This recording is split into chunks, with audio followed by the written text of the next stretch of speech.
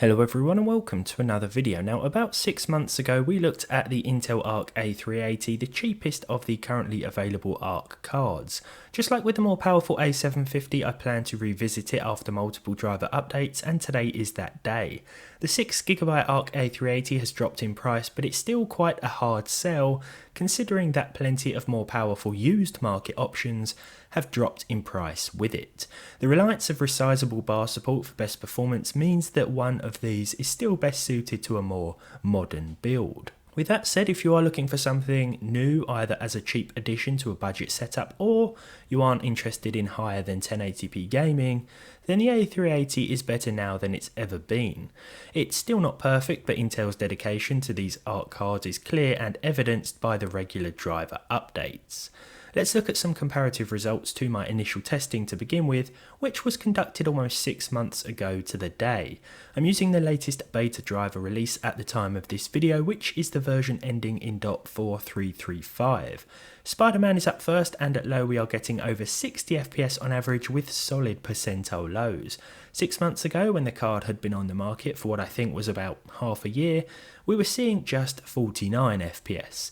At the time this felt fine and I'd still consider it playable, but this sort of difference is very nice to see. There are improvements to the percentile figures as well.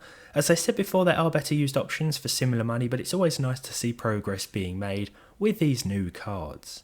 Another noticeable gaming difference was with Cyberpunk, which is now playing at closer to 60 FPS. Of course, the game itself may have seen some performance improvements over the last half a year anyway, but I've not seen changes like this on any of my other hardware, so I think it's clear that the drivers play a big part here. I haven't enabled any upscaling either. Now you could for sure if you want at least 60 FPS more of the time, but the settings I've gone for at native resolution feel very playable, and again, it's nice to see the uplift. I think the 6 gigs of VRAM definitely helps the A380 out in comparison to other low-cost competitors. Red Dead Redemption 2 now sits at closer to 60 FPS on average with increased percentile figures.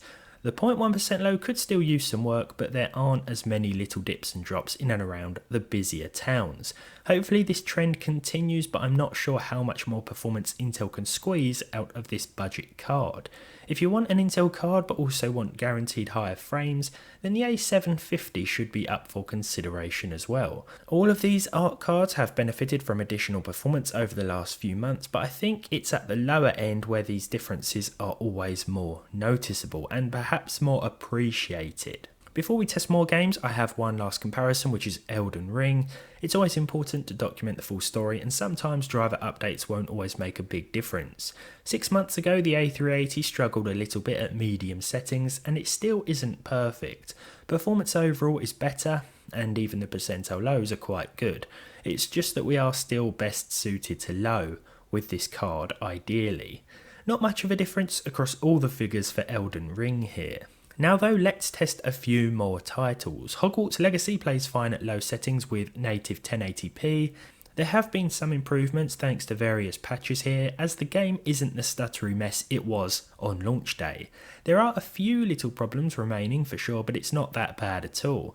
If you want to push the settings a bit higher and still retain a similar level of performance, then enabling Intel XeSS upscaling will do the trick. I set this to quality mode and expected a blurry mess, but honestly it still looks really sharp. The average frame rate is slightly higher too with these settings, and the game doesn't look much worse for it resolution wise. We're still benefiting from the added visual effects that the medium quality settings bring to the table. Next up, it's the Resident Evil 4 demo. With native resolution and the prioritised performance preset, the A380 manages 57 FPS. This is of course with FSR disabled. This preset will actually enable it by default, but the game runs fine without. There will be some areas that shoot way above 60 as well.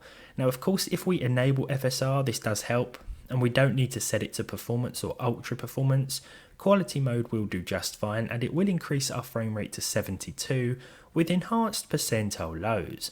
The ARC A380 is definitely more of a contender than it was in mid-2022, but as I said before, consider all your options and remember that I have resizable bar enabled, which will help massively. I didn't think any upscaling was needed in Forza Horizon 5, this ran with well over 60 FPS anyway at medium settings. While high settings probably are doable, the medium preset ensures that even the percentile lows stay above 60. You'll see things dip a little bit in busier areas and races, but overall there are no issues here and the game looks good. You may have noticed the card's power consumption too. It's usually anywhere around 50 to 55 watts, and when under load, this ASRock card is also very quiet. It does have an 8-pin connector which seems unnecessary, but it should work on even some of those questionable power supply units on the market.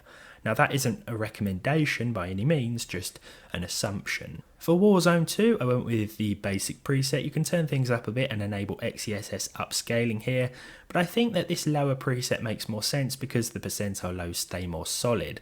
Turning things up and enabling upscaling will improve the average, but the 1.1% numbers will suffer, and that's probably not ideal in a fast-paced online game like this. Just a personal preference, of course, but this is how I'd keep things. I might consider dropping the resolution scaling a little bit, not so much as to make it impossible to see enemy players, but perhaps down to 90% just to increase all the performance metrics. The Witcher 3 also has upscaling options available, but I stuck with native and opted for the medium settings while keeping TAAU and SSAO switched on as well. Not only has the card seen some improvements, but this game has as well, thanks to patches for the next gen release, which admittedly did release in a bit of a bad way. I think that's a fair assessment. Now though, even busier areas will remain steady performance wise, and the A380 is offering up surprising results. Surprising all round so far, actually. But let's test some really demanding games now. I guess, well, you could say demanding, or perhaps games that are in need of further optimization. The first of which is Star Wars. This has apparently had a patch to improve performance. I think I read an article that was the case somewhere, but either way it's safe to assume that you should forget about 60 FPS unless you want some major sacrifices graphics wise, but to be honest I didn't expect to be able to hit that anyway. What I did want to do was find settings that would combine performance and visual quality without sacrificing too much of either.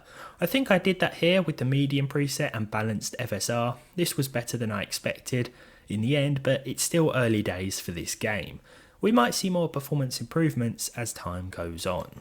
The Last of Us is last. This one started off quite messy. Even though I waited for the shaders to build, it still seemed like something was loading after I jumped into the game because it was a bit of a laggy mess. After playing for a few minutes, however, it did smooth out and the average along with the percentile numbers got better, but we've had to pretty much bottom out the visual quality settings here and it does look quite bad. Now overall the ARC A380 has seen some big improvements thanks to Intel's dedication to driver support. It still isn't necessarily a card I'd buy as a primary gaming card as much as it is one that I'd buy just to have some occasional fun with. Every so often it's exciting to plug it back into the PCIe slot and see how things have improved. It's getting cheaper and cheaper as time goes on, and it seems to be available at quite a few retailers now for just over £100 or dollars. I think we'll have to do some comparisons to other low-cost options, but as time goes on, the ARC is getting better. I'm not sure it's getting better at the same rate as game optimization seems to be getting worse, so that may hinder it going forward, but that isn't the fault of the card after all. And to be honest, it surprised me today. More so than it did all those months ago when I first purchased it. Thank you very much for watching then. If you enjoyed this one, leave a like, leave a dislike if you didn't. Let me know what you think of the ARC A380 down in the comments below. Subscribe to the channel if you haven't done so already and you want to, of course, and hopefully I'll see all of you in the next one.